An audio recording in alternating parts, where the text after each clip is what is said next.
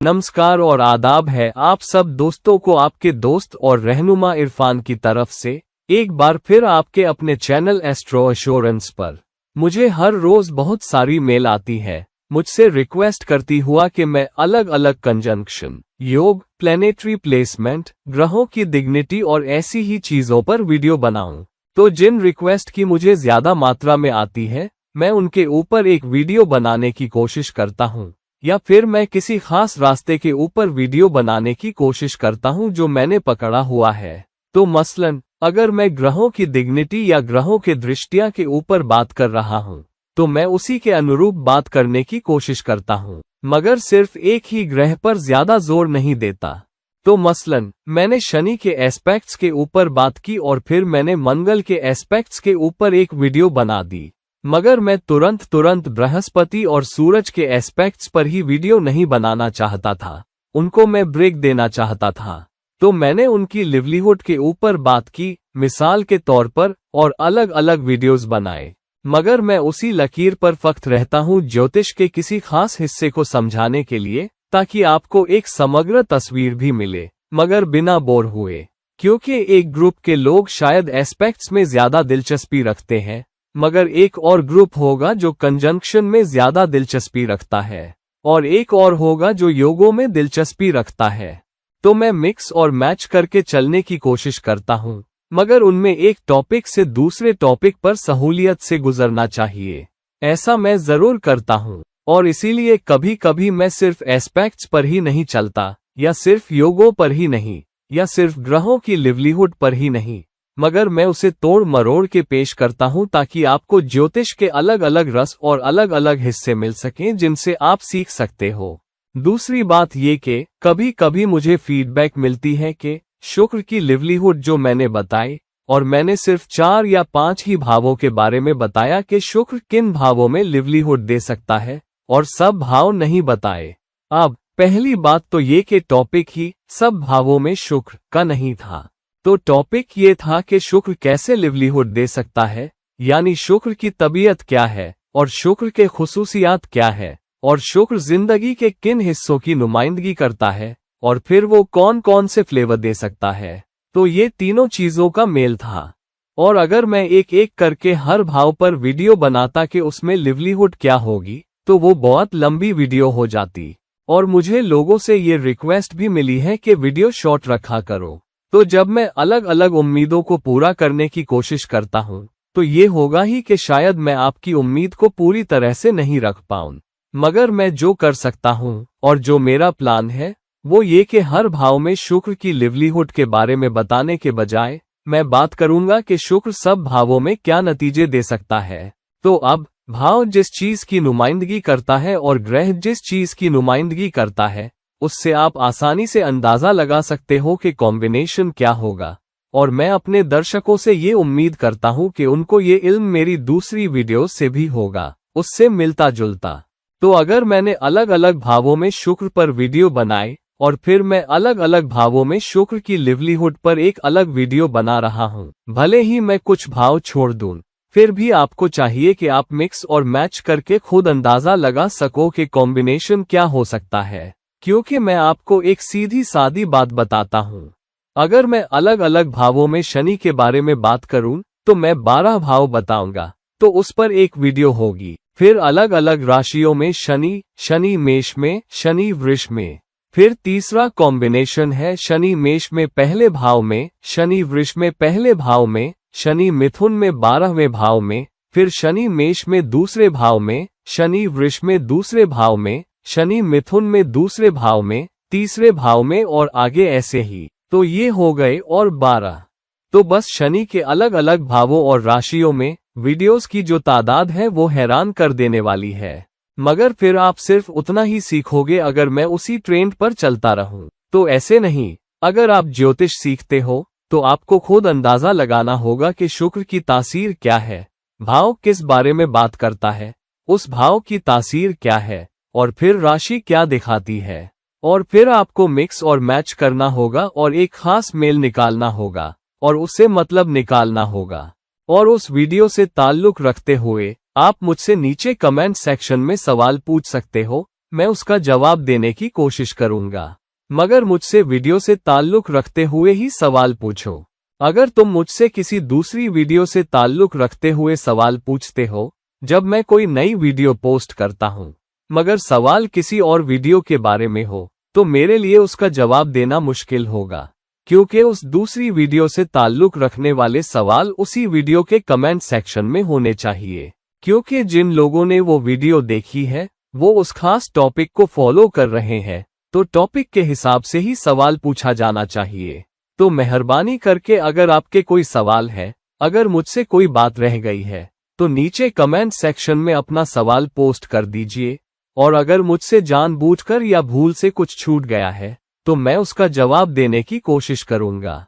आज का टॉपिक ये है, मैंने शनि के एस्पेक्ट्स के बारे में बात की थी, 3रा, 7वां और 10वां एस्पेक्ट। दूसरी चीज जो मैं कर सकता था वो ये कि मैं अलग अलग ग्रहों पर शनि के एस्पेक्ट्स के बारे में बात करता, मगर उससे पहले मैं इसमें थोड़ा सा ट्विस्ट देना चाहता हूँ। अलग अलग ग्रहों पर शनि के एस्पेक्ट्स के बजाय मैं बात करना चाहता हूँ शनि पर दूसरे ग्रहों के एस्पेक्ट्स की। मतलब अगर शनि किसी और ग्रह के एस्पेक्ट में हो तो वो क्या नतीजा देता है, और इससे आपको कुछ मतलब भी मिलेगा और वीडियो की क्वालिटी और वीडियो की टाइप में और रिचनेस भी आएगी। तो चलिए इसमें कूदते हैं। पहली बात, क्योंकि हम शनि के एस्पेक्ट्स के बारे में बात कर चुके हैं तो हम जानते हैं शनि के एस्पेक्ट्स का क्या मतलब होता है। मगर अगर कोई ग्रह शनि पर एस्पेक्ट डाल रहा है तो वो उस कॉम्बिनेशन में क्या फ्लेवर आता है। तो एक आसान सा कायदा है, जब भी कोई ग्रह, चाहे वो शनि से दुश्मनी रखता हो, अगर वो शनि पर अपनी दोस्ताना राशि में एस्पेक्ट डाल रहा है, तो अगर सूरज मेष राशि में शनि पर एस्पेक्ट डाल रहा है जहां सूरज उच्च का होता है, या सिंह में जो सूरज की अपनी राशि है, या मीन में जो सूरज के लिए दोस्ताना राशि है, तो सूरज का एस्पेक्ट शनि पर कुछ हद तक या फिर बड़ी हद तक ये देखते हुए कि मेष है या धनु है या मीन है या सिंह है या फिर कर्क भी है, आपको अच्छे से बहुत अच्छे नतीजे मिल सकते हैं और कुछ चुनौतियां भी। मगर अगर सूरज शनि पर ऐसी राशि में एस्पेक्ट डाल रहा है जो उसके लिए दुश्मनी की है या फिर उसकी नीच की राशि में है, मिसाल के तौर पर तुला में, तो ये बिल्कुल अलग बॉल गेम है। तो हम बात करेंगे कि अलग अलग ग्रहों के शनि पर क्या एस्पेक्ट होते हैं। मैं कोशिश करूंगा कि जितने हो सके उतने कॉम्बिनेशन बनाऊं, मगर साथ ही मेहरबानी करके इस कायदे को जहन में रखिएगा। तो ये कायदा काफी है।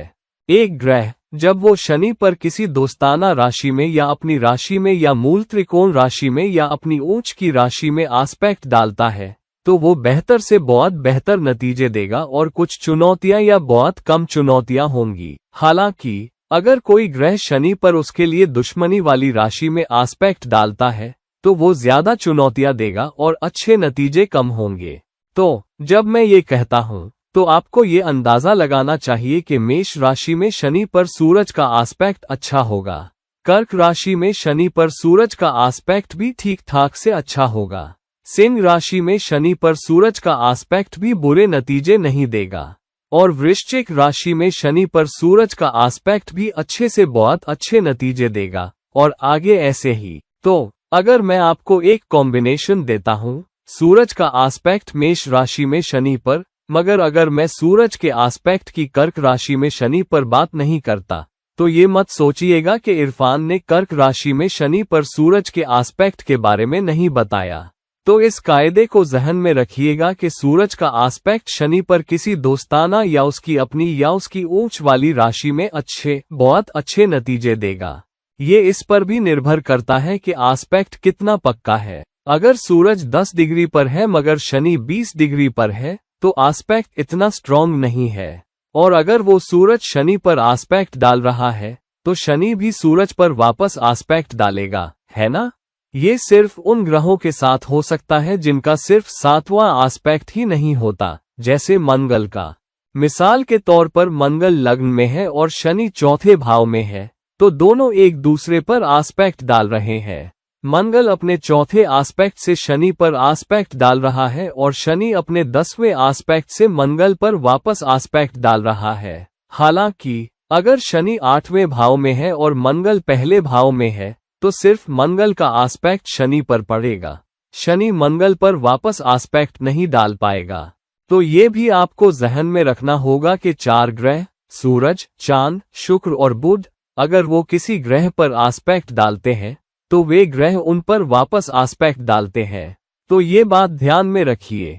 तो चलिए अब ये जानते हैं कि शनि पर किसी ग्रह के आस्पेक्ट का क्या मतलब होता है। पहली बात ये जहन में रखिए, जो ग्रह किसी दूसरे ग्रह पर आस्पेक्ट डालता है वो उस ग्रह पर हमेशा अपनी एनर्जी, अपने जाहिर होने के तरीके, अपनी खूबियां, अपनी तबीयत, अपनी खासियत और अपने मतलब के साथ आस्पेक्ट डालेगा।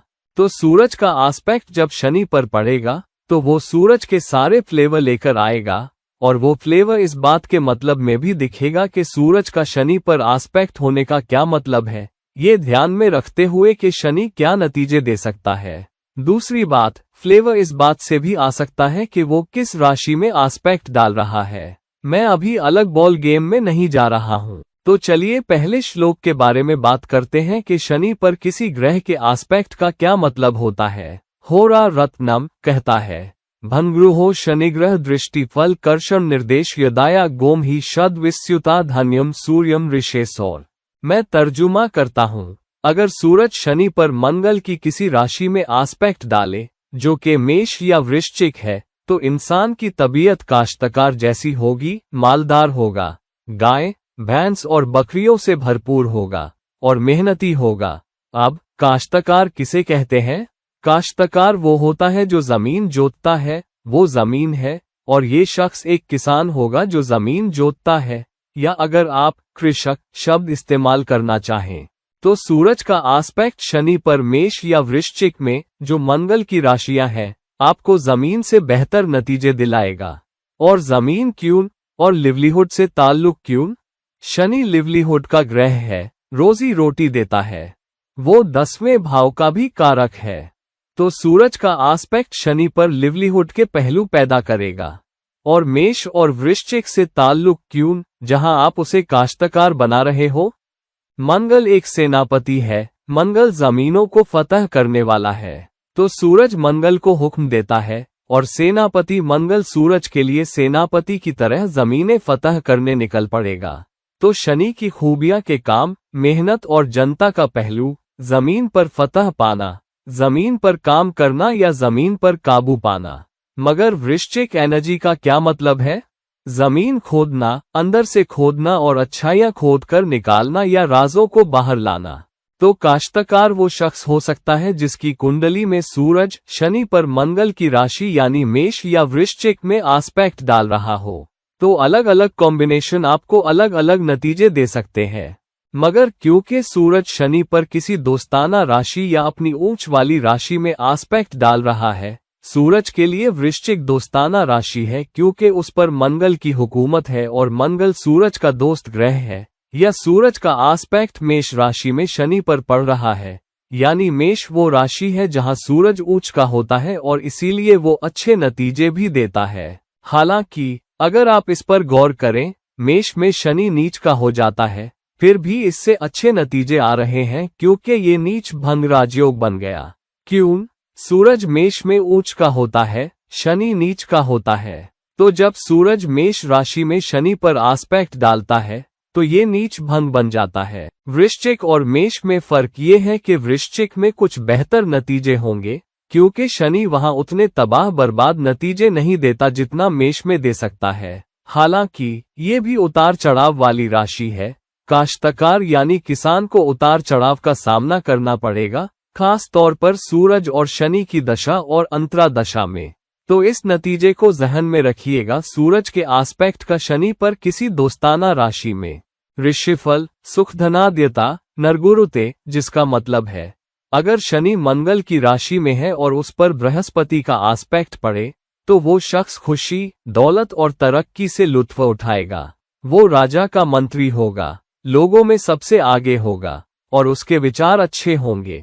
शनि का मंगल की राशि में होने का मतलब है फिर से शनि या तो वृश्चिक में है या मेष में है और अब उस पर बृहस्पति का आस्पेक्ट पड़ रहा है। बृहस्पति एक सलाहकार है, बृहस्पति एक मुशीर है और इसलिए अच्छी सोच, अक्लमंदी की सलाह तस्वीर में आ रही है। तो बृहस्पति शनि को सलाह देगा और अच्छे तरीके से और उस सलाह के नतीजे देगा।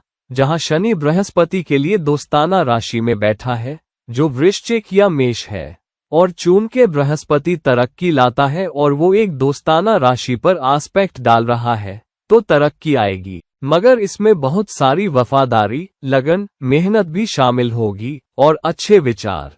अच्छे विचार क्यों? बृहस्पति की अक्लमंदी, शनि की वफादारी, लगन और फर्ज और जिम्मेदारी का एहसास। तो फर्ज और जिम्मेदारी के एहसास से, मेहनत से, अक्लमंदी की सलाह के इस्तेमाल से एक अरसे के बाद तरक्की और फरागत आएगी। अगर बृहस्पति शनि पर मंगल की राशि यानी मेष या वृश्चिक में आस्पेक्ट डाल रहा हो। अब ये बात सूरज और बृहस्पति की हुई, जो ज्यादा तेज ग्रह है। थोड़ा नर्म ग्रह देखते हैं, चांद को देखते हैं और वो नतीजे जो चांद शनि पर आस्पेक्ट डालकर दे सकता है। हालांकि ध्यान रहे, चांद का शनि पर आस्पेक्ट का मतलब है सिर्फ 7वां आस्पेक्ट, जिसका मतलब है शनि भी चांद पर वापस आस्पेक्ट डालेगा। हालांकि आपको ये भी देखना होगा कि चांद किस राशि में बैठे शनि पर आस्पेक्ट डाल रहा है। यानी चांद का आस्पेक्ट शनि पर अगर किसी शुक्र की राशि में पड़ रहा है, तो वो इंसान औरतों के साथ खुला दिला बनेगा। राजा उसकी इज्जत करेगा, औरतें उसे पसंद करेगी और उसे कपड़े, खाना, फूल और रिश्तेदार मिलेंगे। तो जब चांद शनि पर शुक्र की किसी राशि में आस्पेक्ट डाल रहा है, शुक्र की राशियां हैं वृष, जहां चांद ऊंच का होता है, और तुला, जहां चांद का काफी अच्छा रहता है। 7वां भाव नरमी लाता है और एक केयरिंग और सहारा देने वाला माहौल लाता है, बिल्कुल वैसे जैसे एक जीवन साथी दे सकता है। इसीलिए तुला में चांद एक अच्छा चांद है। तुला में चांद की पोजीशन एक अच्छी पोजीशन है। और दूसरी बात ये कि चांद किसी भी ग्रह का दुश्मन नहीं है। कुछ दूसरे ग्रह चांद को अपना दुश्मन मान सकते हैं, जैसे शनि, शुक्र और बुध चांद को अपना दुश्मन मान सकते हैं। हालांकि चांद का कोई दुश्मन नहीं है। तो जब चांद तुला राशि में शनि पर आस्पेक्ट डालता है, जो शनि की ऊंच की राशि है, तो चांद बहुत अच्छे नतीजे देता है। या अगर चांद वृष राशि में शनि पर आस्पेक्ट डालता है, जहां चांद ऊंच का होता है, तो भी चांद बहुत अच्छे नतीजे देता है। और दूसरे जिन्स की वजह से श्लोक उन अच्छे नतीजों के बारे में है जो इंसान दूसरे जिन्स से पा सकता है और रिश्तों में। और क्योंकि इंसान दूसरे जिन्स के साथ नरमी से पेश आएगा, तो आपको दूसरे जिन्स से भी फायदा होगा और आपकी इज्जत होगी और आप समाज में इज्जत पाओगे, क्योंकि आप खुद दूसरे जिन्स से बातचीत करते वक्त बहुत इज्जत से पेश आओगे। हालांकि अगर शनि शुक्र की किसी राशि में है, तो ये बिल्कुल अलग बॉल गेम है। शुक्र की राशि में शनि और उस पर मंगल का आस्पेक्ट हो, तो इंसान जंग की तैयारियों में माहिर होगा। वो जंग के मामले में भरोसेमंद होगा, बहुत बोलेगा और बहुत सारे लोग उसके आसपास रहेंगे। अब मंगल का शुक्र से क्या ताल्लुक है? पहली बात, शुक्र मंगल की राशि से दूसरे भाव पर राज करता है। मंगल मेष पर राज करता है, शुक्र वृष पर। तो वृष मंगल के लिए दूसरा भाव है। इसका मतलब पहले भाव की कमाई दूसरे भाव से आती है। मगर मेष किसके लिए खड़ा है? मेष खड़ा है मुखर होने के लिए और आगे बढ़कर वो नतीजा हासिल करने के लिए जो तुम जिंदगी में चाहते हो। और इसलिए जब मंगल शनि पर शुक्र की राशि में आस्पेक्ट डालता है, तो मंगल अपनी सारी संगठन क्षमता और ढांचा, फिर भी अपनी मुखरता और जिद, अपना गो गेटिंग स्पिरिट इस्तेमाल करता है नतीजे हासिल करने के लिए। और इसीलिए इसमें जंग की बात होती है, लड़ने की, मुखर होने की और गो गेटिंग स्पिरिट की। दूसरी तरफ शुक्र की दूसरी राशि तुला है, जो मेष से 7वां भाव है, यानी दूसरे लोगों से रोज बरोज डील करना। और इसीलिए इसमें कहा गया कि मंगल लोगों से घिरा रहेगा, जिसका मतलब है मंगल बहुत सारा सामाजिक कनेक्ट ला पाएगा जब मंगल शनि पर शुक्र की राशि में आस्पेक्ट डाल रहा है, जो यहाँ तुला है। और काम जुड़ा होगा बहुत सारे लोगों से रोज बरोज डील करने से, जनता से। और आप किसी बिजनेस में होंगे या किसी पेशे में होंगे जहां आपका कनेक्ट बहुत बड़ी तादाद के लोगों से होगा। आप मार्केटिंग में हो सकते हो, आप कम्युनिकेशन में हो सकते हो, आप कस्टमर्स से बड़े पैमाने पर कम्युनिकेट कर रहे हो सकते हो, कस्टमर्स से डील कर रहे हो सकते हो, वसूली कर रहे हो सकते हो, और भी ना जाने क्या क्या। तो मंगल का आस्पेक्ट शनि पर शुक्र की किसी राशि में जरूर लाएगा दूसरे लोगों से डील करना और गो गेटिंग और अपने मकसद हासिल करने के लिए लड़ना। तो ये है दूसरे लोगों के ताल्लुक से अपने मकसद हासिल करना, जो मंगल का आस्पेक्ट शनि पर शुक्र की राशि में देगा। अगर शुक्र शनि पर वृष या तुला राशि में आस्पेक्ट डाले तो वो शख्स अपनी जिंदगी के बीच में औरतों के जरिए खुशी पाएगा, कीमती पत्थर उसके पास होंगे, बहुत ताकतवर होगा और हाकिम उसे पसंद करेगा। अब शुक्र की राशियां या तो माल दौलत की तरफ इशारा करती हैं, जो वृष है, या फिर 7वां भाव या तुला, जो रिश्तों के बारे में है। तो जब शुक्र शनि पर अपनी किसी भी राशि में आस्पेक्ट डालता है तो ये दोनों नतीजे आ सकते हैं, जहां या तो बहुतायत आती है, तरक्की आती है, या फिर रिश्ते दूसरी तरफ से आते हैं, जहां दूसरा शख्स आपके साथ वफादार और कमिटेड होगा और आपके साथ खड़ा होगा और आपका साथ देगा। बुध अपना आस्पेक्ट शनि पर मिथुन या कन्या राशि में डाले तो इंसान मालदार होगा, जंग में हुनरमंद होगा, नाच सिखाने वाला होगा, मूसीकी का शौकीन होगा और हुनरमंद होगा कला में। तो बुध तगजिया करने वाला ग्रह है, शनि पर अपनी किसी राशि में आस्पेक्ट डाल रहा है, तो जाहिर है बुध की खूबियां डेटा एनालिटिक्स इस्तेमाल करके नतीजे हासिल करना। तो यहाँ जंग की बात का मतलब है ऐसी सूरत हाल जहाँ इंसान को डेटा इस्तेमाल करने की जरूरत हो, जानकारी और तगजिया इस्तेमाल करने की जरूरत हो किसी चीज को हासिल करने या किसी पर हावी होने या नतीजे हासिल करने के लिए। तो ये एक अच्छी पोजीशन है। दूसरी पोजीशन है कम्युनिकेशन के बारे में। बुध का आस्पेक्ट मिथुन राशि में शनि पर ज्यादा तरतीबदार, रचनात्मक कम्युनिकेशन देगा। ब्रांडिंग, पेश करने का हुनर, मार्केटिंग की काबिलियत, राजा के मंत्री और मार्केटिंग, पेश करने और कम्युनिकेशन की तारीफ, जहां बुध का आस्पेक्ट शनि पर मिथुन राशि में पड़ रहा है, मिसाल के तौर पर। इसलिए बुध का आस्पेक्ट शनि पर उसकी किसी भी राशि में तरतीब लाएगा, जानकारी लाएगा, इंसान डेटा इस्तेमाल करेगा और ये सब कुछ बेहतर कम्युनिकेट करने के लिए, बेहतर नतीजे हासिल करने के लिए इस्तेमाल करेगा और बेहतर अंदाज में पेश कर पाएगा। बृहस्पति का आस्पेक्ट शनि पर कर्क राशि में इंसान को बचपन से ही जमीन जायदाद और मकानात की बरकत देगा। उसके पास दौलत, जवाहरात और जीवन साथी होगा। अब बृहस्पति जब शनि पर कर्क राशि में आस्पेक्ट डालता है, कर्क वो राशि है जहां बृहस्पति उच्च का होता है, तो साफ है कि बृहस्पति शनि की मदद करेगा और शनि भी बृहस्पति की जमीनी जायदाद पाने में और तरक्की और फरागत पाने में, और बचपन से ही, खास तौर पर अगर बुध की एनर्जी भी शामिल हो जाए। ये एक खास निशानी है, खास तौर पर अगर कर्क में बृहस्पति चौथे भाव से ताल्लुक रखता हो, तो यकीनन इंसान जायदाद और तरक्की का लुत्फ उठाता है। और अगर बृहस्पति कर्क राशि में शनि पर आस्पेक्ट डालता है, तो ये जल्दी नतीजे भी दे सकता है, क्योंकि शनि की बनाई हुई स्ट्रक्चर और प्लानिंग की वजह से बृहस्पति को जायदादें हासिल करने में। तो अब ये कुछ कॉम्बिनेशन है। अब मैं आपको और भी बहुत सारे कॉम्बिनेशन दे सकता था, जैसे सूरज का आस्पेक्ट वृष राशि में शनि पर, सूरज का आस्पेक्ट मिथुन राशि में शनि पर, सूरज का आस्पेक्ट कर्क राशि में शनि पर, और ऐसे ही और भी। सिर्फ सूरज और शनि के इतने सारे कॉम्बिनेशन होंगे, और फिर अगर वो कंजंक्शन में हो तो और भी ज्यादा। तो इस बात का कभी अंत नहीं है कि कितने कॉम्बिनेशन के बारे में बात की जा सकती है। हालांकि बस इस कायदे पर चले, एक ग्रह जब किसी दूसरे ग्रह पर आस्पेक्ट डालता है तो वो अपनी एनर्जी और अपना मतलब लेकर आएगा, और उसमें दोनों ग्रहों की एनर्जी के मेल या तालमेल के नतीजे शामिल होंगे, और वो भी उस राशि के हिसाब से जिसमें वो दूसरे ग्रह पर आस्पेक्ट डाल रहा है, और उस भाव के हिसाब से भी जिसमें वो शनि पर आस्पेक्ट डाल रहा है। तो इन कॉम्बिनेशन को जहन में रखिए और फिर देखिए कि आपकी कुंडली में कौन कौन से ग्रह शनि पर आस्पेक्ट डाल रहे हैं। कुछ आस्पेक्ट तो होंगे ही, और कोशिश कीजिए कि वो ग्रह का आस्पेक्ट शनि पर उस भाव में जो मतलब रखता है उसे समझिए और उसमें रंग भरिए। अगर आपकी कुंडली में शनि पर कोई आस्पेक्ट है और आपको साफ नहीं है कि इसका क्या मतलब है, तो आप मुझे कमेंट सेक्शन में लिख सकते हैं और मैं उनमें से कम कुछ को जवाब देने की कोशिश करूंगा, ताकि ग्रह के उस शनि पर आस्पेक्ट के बारे में और सफाई हो सके। तो दोस्तों, ये था मेरा तज्जिया शनि पर किसी ग्रह के एस्पेक्ट का, मगर मैंने ज्यादातर फायदेमंद एस्पेक्ट्स के बारे में बात की है।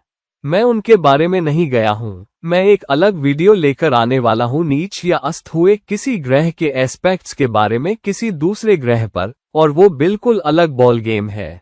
तो मैं इस वीडियो में वो फ्लेवर नहीं लाना चाहता था। तो मेहरबानी करके कमेंट सेक्शन में ये मत लिखिएगा कि मैंने सिर्फ पॉजिटिव एस्पेक्ट्स के बारे में बताया और नेगेटिव के बारे में नहीं। नेगेटिव एस्पेक्ट्स जो किसी नीच या अस्त हुए ग्रह की तरफ से किसी दूसरे ग्रह पर पड़ते हैं, वो बाद में आएंगे। तो दोस्तों, प्लीज इस वीडियो को लाइक कीजिए, इस वीडियो को शेयर कीजिए, और अगर आप मुझसे पर्सनल कंसल्टेशन लेना चाहते हैं तो मुझसे नीचे दिए गए लिंक्स पर राब्ता कीजिए। और तब तक के लिए कि हम किसी और वक्त किसी और वीडियो के साथ मिलें, ये रहे आपके दोस्त और रहनुमा इरफान आपसे इजाजत लेता है। नमस्कार।